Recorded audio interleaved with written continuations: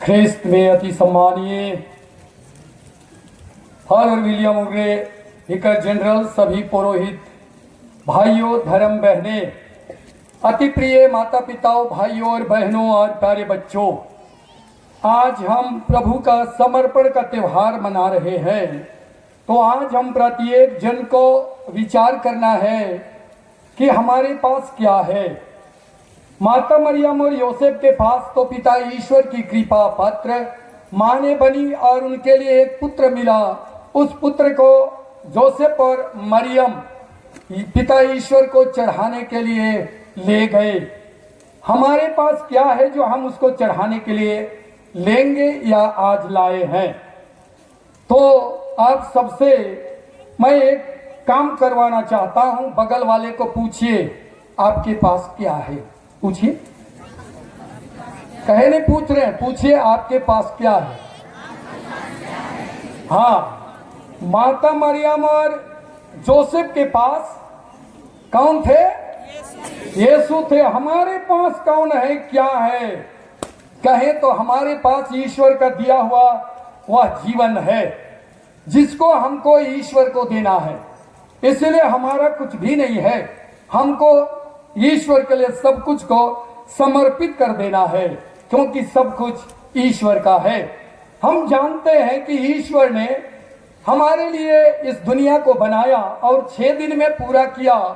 और हम पढ़ते हैं उत्पत्ति ग्रंथ अध्याय 1 पद संख्या 21-31 में लिखा हुआ है कि ईश्वर ने जो कुछ बनाया वह अच्छा था। अध्याय 2 पद संख्या 2 में कहता है ईश्वर सब कुछ खत्म किया और 7वें दिन को आशीर्वाद दिया।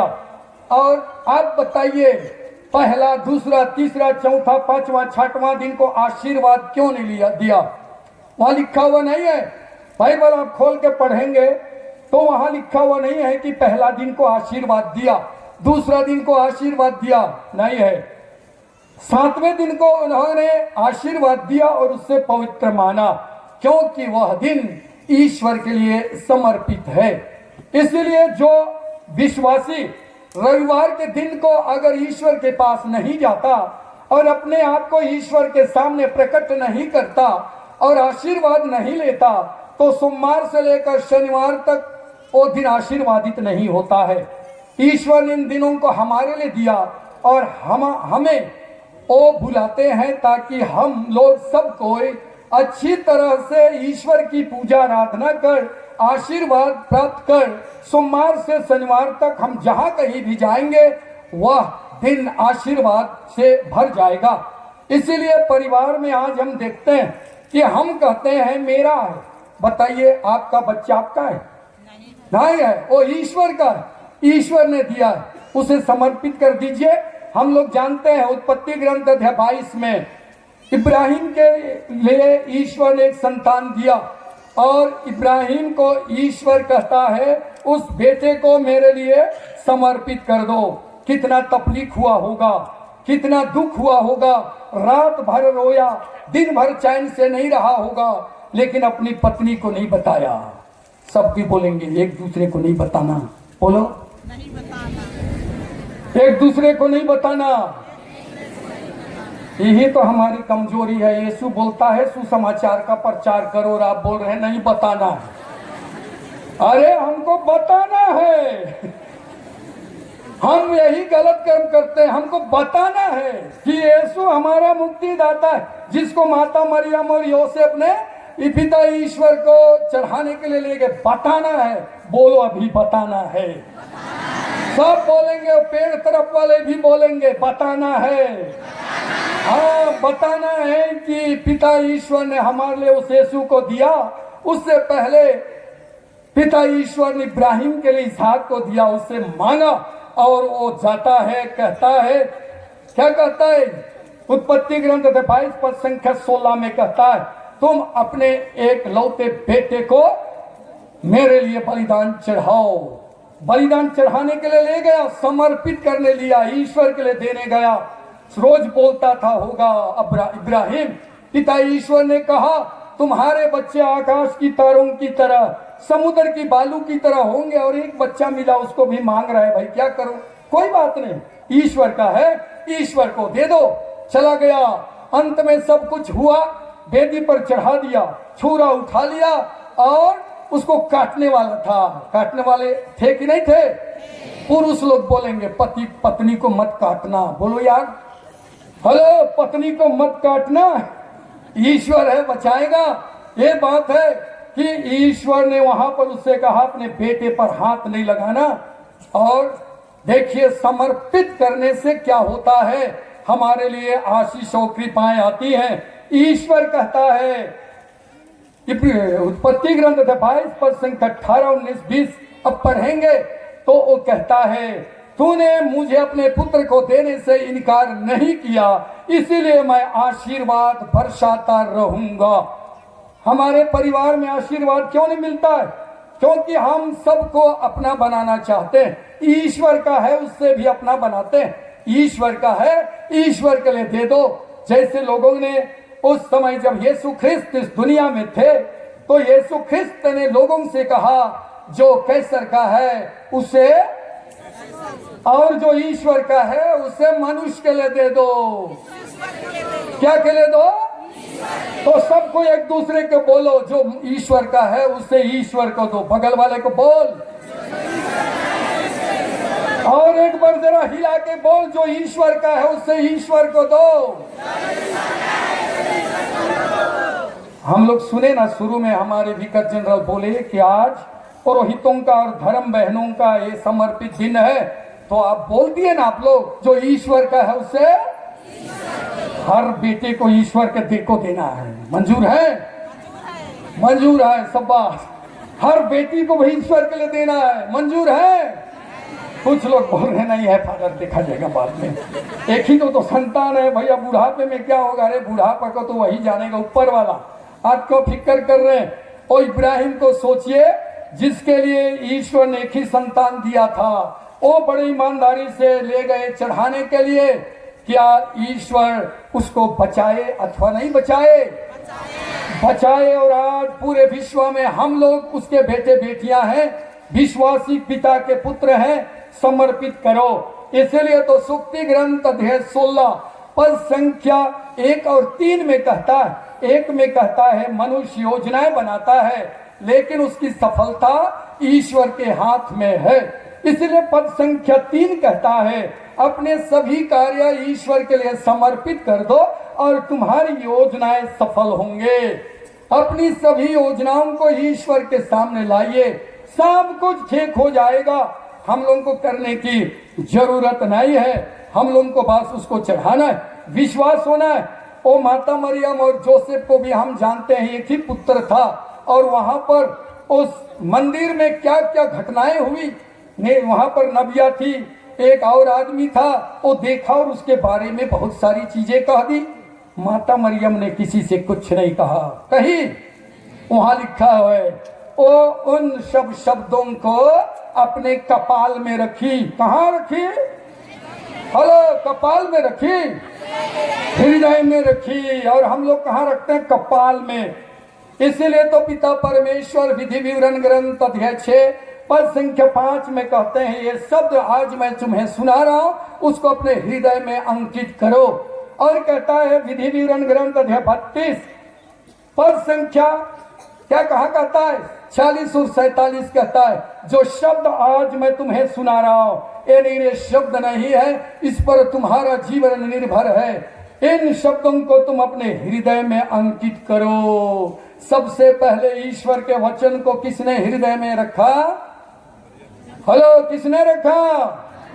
माता मरियम ने रखा। जब स्वर्गदूत ने संदेश दिया, देख मैं प्रभु की दासी हूं, हृदय कोख में रखा, उसी को आज के इस तारीख में माता मरियम और यूसुफ ने उसको पिता ईश्वर को चढ़ाने के लिए अपने रीति रिवाज के आधार पर मंदिर चले गए।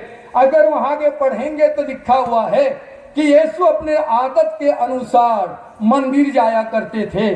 मतलब अपने माता पिता यीशु को मंदिर लिया करते थे, इसीलिए आदत बन गया था मंदिर जाने का, इसलिए वो भी चला जाता था। समर्पित किए इसलिए वो जाता था। ये माता पिताओं की ये एक तरह से कहें परिश्रम था, शिक्षा देने की बात थी। हम लोग के बच्चे क्यों नहीं आते? क्योंकि हम उनको ईश्वर के पास नहीं लेते और कहते हैं बच्चा दूर में घूम रहा है, माता पिता गिरजा घर में आके कहते हैं प्रभु मेरा बच्चा सुधर जाए। सुधरेगा नहीं, यीशु तो सुधार चुके हैं। सुधार चुके कि नहीं? क्रूस पर उन्होंने पिता ईश्वर को अंतिम बार अपने प्राण को अर्पित करने से पहले उन्होंने कहा प्रभु सब कुछ, हेलो, प्रभु सब पिता सब कुछ पूरा हो चुका है। अर्थात कि वह बच्चा इसीलिए बिगड़ गया क्योंकि हम ईश्वर के पास उसको नहीं लाए। अगर हम लाए होते, अगर हम उसको ईश्वर से जोड़े होते तो उसका आदत बन जाता, जैसे यीशु का आदत बन गया। और लिखा हुआ है बाइबल में, अपने आदत के अनुसार वो मंदिर जाया करते थे। हमारे बच्चे क्यों नहीं जाते? क्योंकि हमने एक परिश्रम नहीं किया उनको आदत डलवाने के लिए कि वे ईश्वर के पास जाएं। इसलिए तो स्तोत्र ग्रंथ जो कहता है डरता नहीं। हम सब कोई जानते हैं स्तोत्र ग्रंथ अध्याय 23 पद संख्या 1 में कहता है प्रभु मेरा चरवाहा है, मुझे किसी बात की। और हम लोग चिंता करते हैं अरे ये फादर बन जाएगा तो बाप रे गया, एक ही जन बेटा था, खल्लास। नहीं होगा। प्रभु मेरा चरवाहा है, मुझे किसी बात की कमी नहीं। यही हम इब्राहिम ने भी किया और सचमुच में ईश्वर ने उसे आशीष बरसाई। हम लोग बहुत बार देखते हैं यीशु ख्रिस्त पागल दीवाने की तरह घूम घूम कर ईश्वर का वचन सुनाते थे। हम पढ़ते हैं, कहाँ पढ़ते हैं? प्रेरित चरित अध्याय 10 पद संख्या 38 में कहा है कि यीशु ख्रिस्त पवित्र आत्मा से प्रेरित होकर घूम घूम कर भलाई करते रहे। ये काम हमें करना, हमारी पहचान आज होनी चाहिए कि हम केवल भलाई करें। यीशु ख्रिस्त कभी बुरा किए है? हेलो, यीशु ख्रिस्त कभी बुरा किए है? नहीं किए, क्योंकि वो अपने माता पिताओं ने उसे अच्छी शिक्षा दी थी, इसीलिए हमेशा भला काम किए। इसलिए तो पेतरुस लिखते हैं, पेतरुस का पहला पत्र अध्याय 3 पद संख्या 9 में बुराई के बदले बुराई नहीं, गाली के बदले गाली नहीं, लेकिन आशीर्वाद दो। यही करने के लिए आप बुलाए गए हैं और विरासत के रूप में आपको आशीर्वाद मिलेगा। हमारी बुलाहट है बुराई के बदले बुराई करने की नहीं, गाली के बदले गाली देने की नहीं, लेकिन आशीर्वाद देने के लिए ईश्वर ने हमें बुलाया है। हम ईश्वर को समर्पित कर दें और देखिए हमारे जीवन में चमत्कार होगा। इसलिए प्रिय माता पिता, भाई और बहनों और प्यारे बच्चों, अपने जीवन में जो भी है, परिवार है, परिवार के माता पिता भी, हम लोग क्या करते हैं, परिवार में कुछ समस्या हो जाती है, बगल वाले घर में जाकर हम उस समस्याओं को बताते हैं। समाधान होगा? नहीं होगा। समाधान करने वाले एक ही स्रोत है, यीशु ख्रिस्त। उसके पास जाइए, उसको बताइए प्रभु आपने तो दिया था, आपका है, बस सब ठीक कर देगा। क्यों? क्योंकि हम जानते हैं यूहन्ना रचित सुसमाचार अध्याय 15 पद संख्या 5 में कहता है मैं दाखलता हूँ, तुम डाली हो, जो मुझ में रहता है और मैं जिसमें रहता हूँ वही बहुत फलता है। मुझसे अलग रहकर तुम कुछ भी नहीं कर सकते। और आज हमारे माता पिता भाई बहने रविवार को काम करने चले जाते हैं और ऐसे दिन में बोलते हैं यार बहुत काम है यार, वहाँ काम मिलेगा। ये हमारा सवाल रहता है, काम मिलेगा? अरे मत जाइए। उसके बाद में जब हमारे जीवन में, हमारे परिवार में समस्याएं आती हैं, तब आके बोलते हैं प्रभु, वो बोल दिया है ना, प्रभु बोल दिया है। वो है लूकस रचित सुसमाचार अध्याय 6 पद संख्या 40 में लिखता है जो तुम मेरी आज्ञाओं का पालन नहीं करते तो प्रभु प्रभु कहकर क्यों पुकारते हो। ये कहता है, इसीलिए ईश्वर की आज्ञा का हमें पालन करना है। प्रिय माता पिताओं, भाई और बहनों, हमारे पास जो समस्याएं हैं, आप हर रविवार को ईश्वर के पास जाइए। हो सके तो हर रोज जाइए, हो सके तो अपने घर में एक मंदिर बना लीजिए। बच्चों का आदत बन जाएगा, पति का आदत बन जाएगा, पत्नी का आदत बन जाएगा, सबका आदत बन जाएगा ईश्वर के साथ जुड़ने का। और देखिए अच्छा फल उत्पन्न होगा। इसीलिए देना सीखिए, जब हम देंगे, ईश्वर हमारे जीवन में चमत्कार करेंगे। इसलिए प्रिय माता पिताओं, याद कीजिए कि हमारे जीवन में क्या होता है, कैसा होता है। राजाओं का पहला ग्रंथ अध्याय 17 पद संख्या 13 से आगे हम जानते हैं एक समय में अकाल पड़ा, बहुत खतरनाक अकाल। ईश्वर ने इलियाह नबी से कहा जाओ, चला गया, लंबा चौड़ा नहीं बोल रहा, चला गया। रास्ते में एक महिला से मिला जो लकड़ी जमा कर रही थी, और ये पहुंचता है नबी और कहता है पानी पिलाओ, पानी पिला। जाते रहती है तो कहता है रोटी भी पका के लाओ। वो कहती है थोड़ा सा आटा है, कुप्पी में तेल है, आखिरी बार पकाऊंगी मैं और मेरा बेटा खा के यही हो रहा है हमारे परिवारों में, खा के मर रहे हैं। ईश्वर से दूर रहकर यही हो रहा है सब जगह। इसलिए इलिया नबी कहता है कि रोटी पका लो, बोलते नहीं है तो जैसे मैंने कहा करो तो चमत्कार होगा।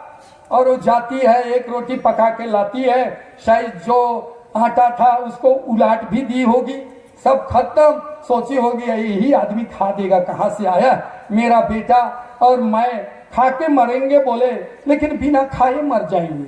अब वापस गई तो देख रही थी भरा हुआ, पकाई, कब तक पकाई, जब तक बारिश नहीं हुआ तब तक पकाई और जिंदा रहे।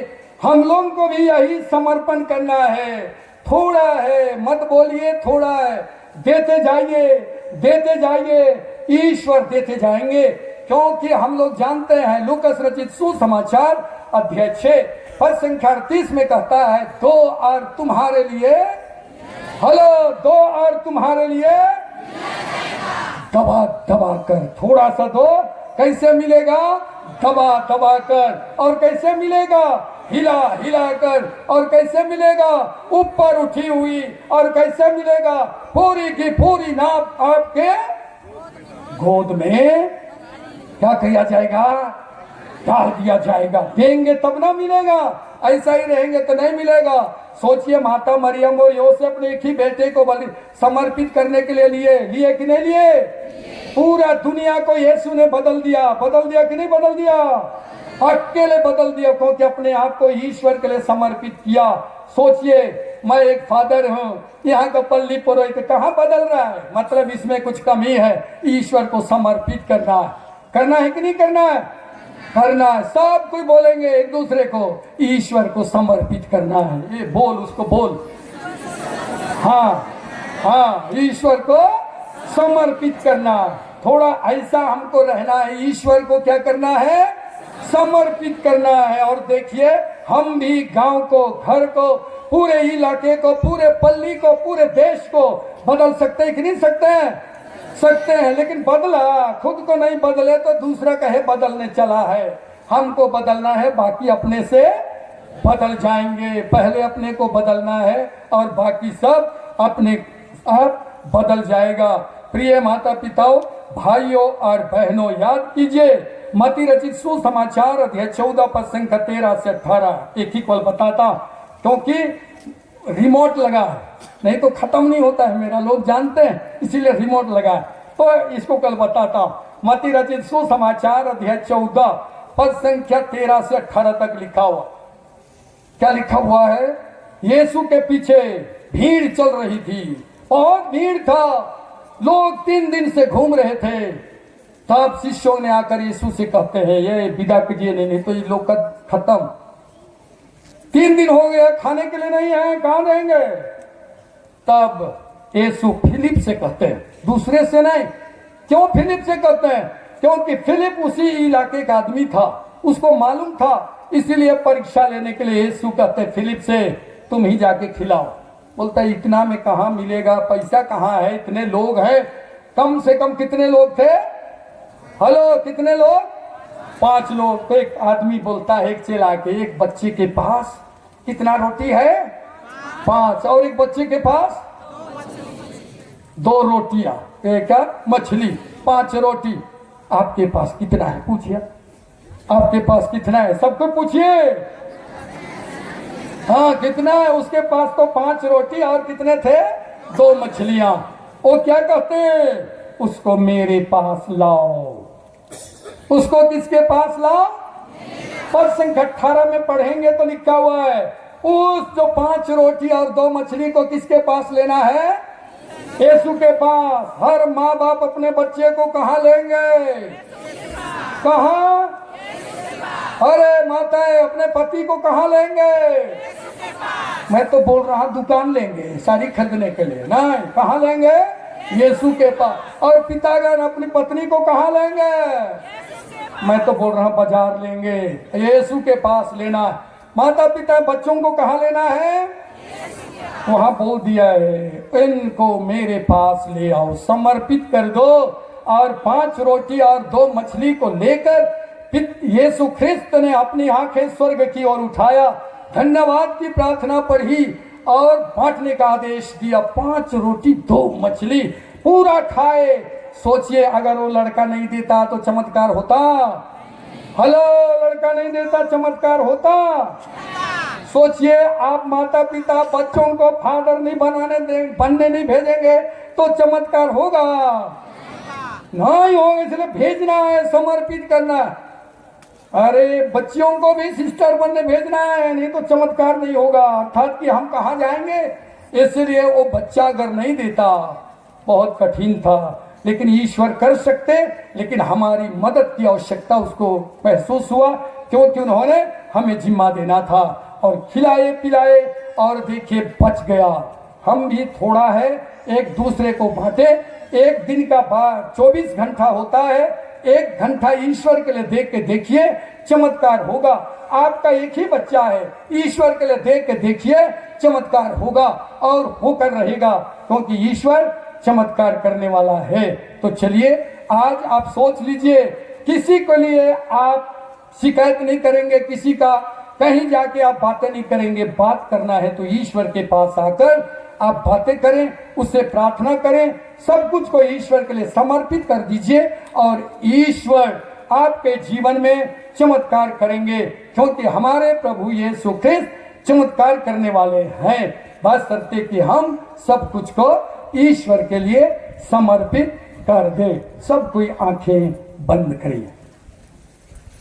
हे सर्वशक्तिमान पिता ईश्वर, आज मैं तुझे धन्यवाद देता हूँ इस सुंदर दिन के लिए, सुंदर समय के लिए और आपके सुंदर वचनों के लिए।